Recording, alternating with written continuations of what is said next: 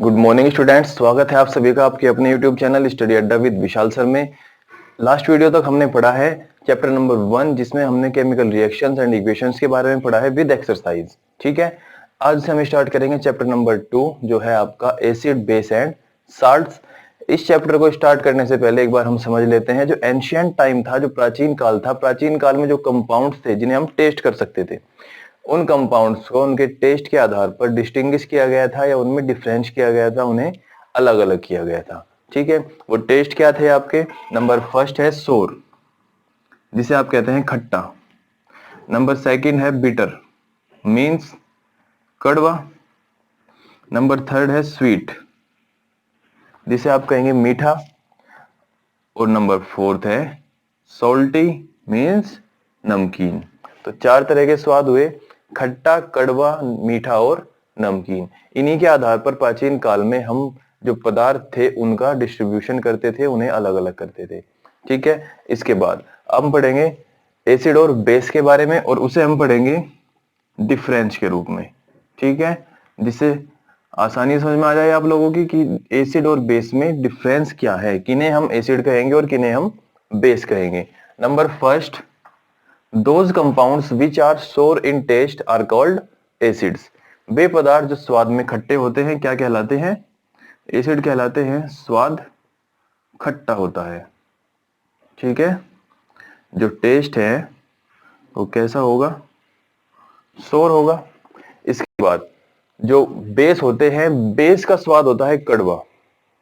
तो आप कह सकते हैं those compounds which are sour in which are bitter in taste are called base.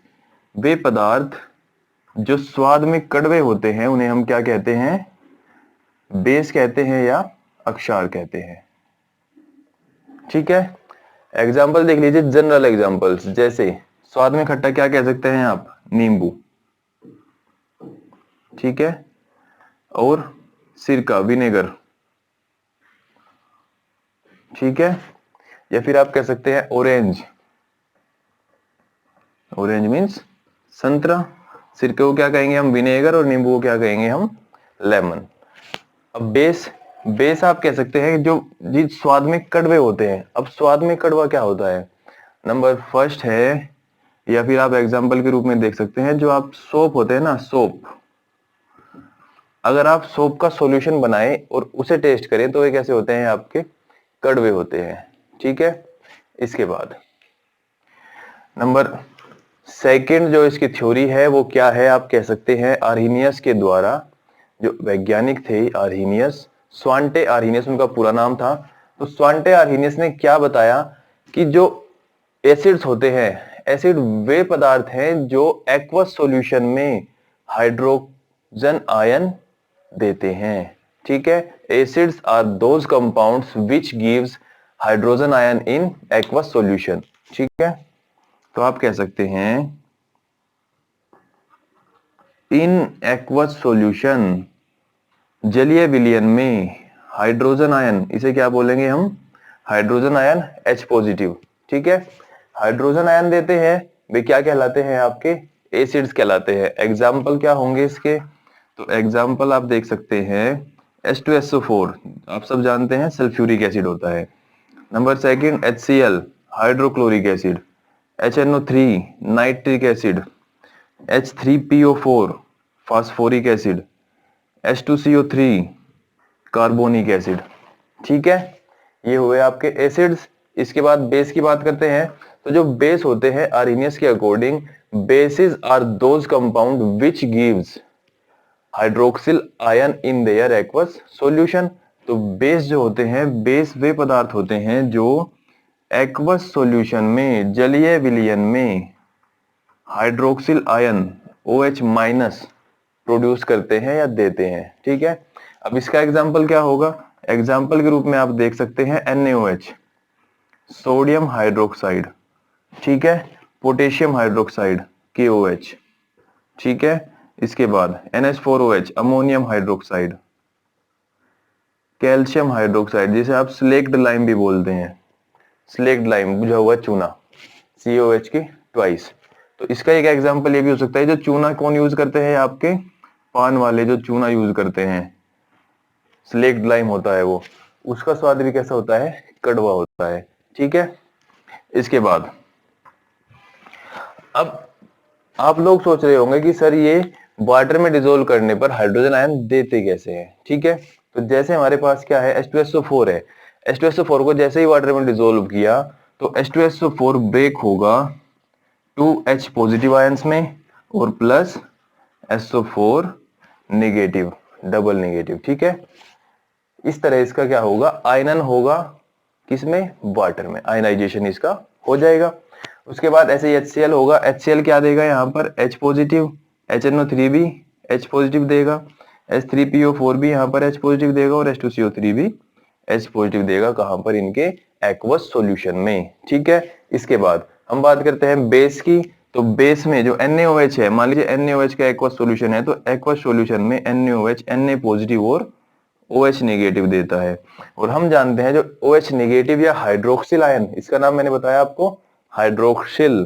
ठीक है, हाइड्रोक्सिल आयन देते हैं, वे क्या कहलाते हैं, बेस कहलाते हैं। तो NaOH ने हाइड्रोक्सिल आयन दिया, इसी तरह KOH भी क्या करेगा, हाइड्रोक्सिल आयन देगा, COH की ट्वाइस भी यहाँ पर हाइड्रोक्सिल आयन देगा और NH4OH भी हाइड्रोक्सिल आयन देगा। ठीक है, इसके बाद यहां तक हुआ।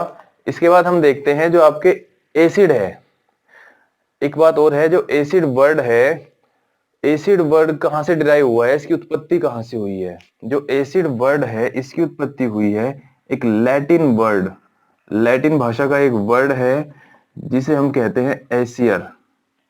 ठीक है, और इसका जो मीनिंग होता है, इसका मीनिंग होता है खट्टा। ठीक है, तो एसिड जो वर्ड है ये लैटिन भाषा के एशियर वर्ड से लिया गया है जिसका मीनिंग होता है खट्टा। तो इसी के अकॉर्डिंग भी आप कह सकते हैं वे पदार्थ जो स्वाद में खट्टे होते हैं तथा अपने जलीय विलयन में जो हाइड्रोजन आयन देते हैं या फिर हाइड्रोजन आयन प्रदान करते हैं, वे क्या कहलाते हैं, आपके एसिड कहलाते हैं। अब मैंने आपको बताया कि जो हाइड्रोजन आयन वाटर में देते हैं, वाटर में डिसोल्व करने पर जो हाइड्रोजन आयन रिलीज करते हैं, वे सभी क्या है, आपके एसिड्स है। अब ऐसा भी तो होगा जो कुछ कंपाउंड है वे ज्यादा हाइड्रोजन आयन प्रोड्यूस करेंगे और कुछ कंपाउंड ऐसे हैं जो कम प्रोड्यूस करेंगे। इसे हम कह सकते हैं कुछ का आयनन ज्यादा होगा और कुछ का आयनन कम होगा। ठीक है, तो उसी के अकॉर्डिंग जो आपके पहले तीन है ये। ठीक है, जो फर्स्ट थ्री आपके एसिड्स है इन्हें हम क्या कहते हैं, स्ट्रॉन्ग एसिड, हिंदी में क्या कहेंगे, प्रबल अम्ल। ठीक है, और ये जो दो आपके हैं इन्हें हम क्या कहेंगे, वीक एसिड। और वीक एसिड क्या होते हैं आपके, दुर्बल अम्ल कहेंगे हिंदी में। ठीक है, इसमें और भी है आपके, जैसे CH3 COOH है, HCOOH है, आपके एसिटिक एसिड, फॉर्मिक एसिड, ये सब भी हैं। फिलहाल आपको 5 एग्जांपल यहाँ पर मैंने बताए हैं, जो बाकी हैं भी वे अभी आपके किसमें पढ़ेंगे, आप उन्हें ऑर्गेनिक केमिस्ट्री जब आप पढ़ेंगे carbon and its compound chapter में।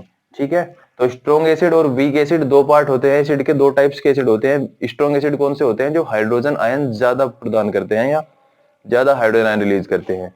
या फिर वीक एसिड के बारे में समझेंगे तो वीक एसिड वे होते हैं जो हाइड्रोजन आयन कम प्रोड्यूस करते हैं, या आप कह सकते हैं जिनका आयनाइजेशन कम होता है। ठीक है, उसके बाद बेस, जो बेस होते हैं, बेस भी इसी तरह से दो टाइप के होते हैं। नंबर फर्स्ट है आपका स्ट्रॉन्ग बेस और नंबर सेकंड है आपका वीक बेस। तो नंबर फर्स्ट कौन होगा, स्ट्रॉन्ग बेस, और नंबर सेकंड वीक बेस। जो स्ट्रॉन्ग बेस है, ये जो दो मैंने ऊपर लिखे हैं ये क्या है, आपके स्ट्रॉन्ग बेस है, और ये तीन आपके कैसे हैं, ये दो, ये है आपके वीक बेस। ठीक है, इसी तरह आप स्ट्रॉन्ग और वीक बेस को भी समझेंगे। जो स्ट्रॉन्ग बेस होते हैं वे वाटर में डिसोल्व करने पर या इन their aqueous solution they produce less amount of hydroxyl ion.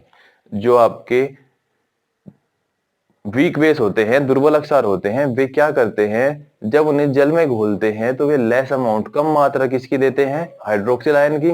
तो क्या होगा, वे सारे होंगे वीक बेस। अगर स्ट्रॉन्ग बेस की बात हम करते हैं तो स्ट्रॉन्ग बेस क्या होते हैं, they produce more amount of hydroxyl ion. Way compound जो, या फिर वे बेस जो वाटर में डिसोल्व करने पर हाइड्रोक्सिल आयन ज्यादा प्रोड्यूस करते हैं वे क्या कहलाते हैं, आपके स्ट्रॉन्ग बेस कहलाते हैं। तो स्ट्रॉन्ग बेस और वीक बेस आप समझ गए होंगे। यहाँ पर एसिड और बेस हमारा कंप्लीट होता है। इसके बाद एक थ्योरी और है जो मतलब आर्हीनियस से पहले दी गई थी। एक स्वीडिश के स्कॉलर थे, ठीक है, जो स्वीडिश स्कॉलर थे, स्वीडिश के एक विद्वान थे, उन्होंने एक थ्योरी दी थी। किस बेस पर? लिटमस पेपर का यूज सबसे पहले उन्होंने ही किया था। और लिटमस पेपर कहते किसे हैं? लिटमस पेपर एक इंडिकेटर की तरह होता है, एक सूचक की तरह होता है। आगे इस चैप्टर में पढ़ेंगे, लेकिन अभी के लिए इतना समझिए कि जो लाइकेन होता है, ठीक है, लाइकेन, जैसे लाइकेन में कौन कौन से आते हैं आपके, आप समझ सकते हैं, एल्गी होगा, ठीक है, या फिर फंगाई हो गए, ये सभी ये लाइकेन की श्रेणी में आते हैं।